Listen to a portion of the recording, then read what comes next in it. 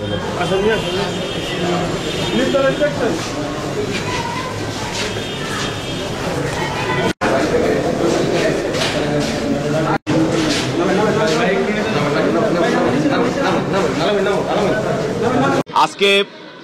Fascist Sheikh হাসিনার অন্যতম সহযোগী দোহার এবং নবাবগঞ্জের সাবেক অবৈধ এমপি সালমান এফ রহমানকে আজকে দোহার একটি হত্যাচেষ্টার মামলায় এবং নবাবগঞ্জের একটি হত্যাচেষ্টার মামলায় আজকে আদালতে হাজির করা হয়।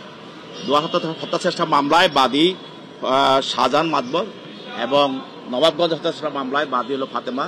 এই দুই মামলায় তদন্তকারী কর্মকর্তা আজকে আদালতে উপস্থাপিত করে তাকে আদালতকে বলেন যে আজকে যে সালমান এফ রহমান তার নির্দেশে এবং তার সহযোগিতা এবং তার অর্থে গত 4 তারিখে এবং 5 তারিখে দোহার এবং নবাবগঞ্জে যে কোটা বিরোধী এবং বৈষম্য বিরোধী যে আন্দোলন চলছিল সেই আন্দোলনে সন্ত্রাসীরা এবং যুবলীগ ছাত্রলীগ সন্ত্রাসীরা তারা গুলি করে।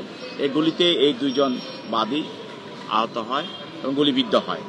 এই মামলায় যেহেতু সেই 1 নম্বর আসামি এবং তার প্রত্যক্ষ সহযোগিতা এবং অর্থে এই ধরনের আন্দোলনের বিরুদ্ধে যে ঘটনাগুলো ঘটেছে গুলিবিদ্ধ বিষয়টা আসছে আদালতের সামনে, সেই জন্য আদালত তাদের বিরুদ্ধে দোহার থানা মামলায় তার বিরুদ্ধে 3 দিন রিমান্ড মঞ্জুর করেন এবং নবাবগঞ্জ থানায় তার বিরুদ্ধে 4 দিনের রিমান্ড মঞ্জুর করেন এবং পরবর্তীতে তার পক্ষে আইনজীবীরাও তার রিমান্ড বাতিল করে জামিনে প্রার্থনা করেন। বিজ্ঞ আদালত উভয়ের বক্তব্য শোনার পর রিমান্ড মঞ্জুর করেন এবং তাকে তদন্তকারী কর্মকর্তা হেফাজতে প্রদান করেন।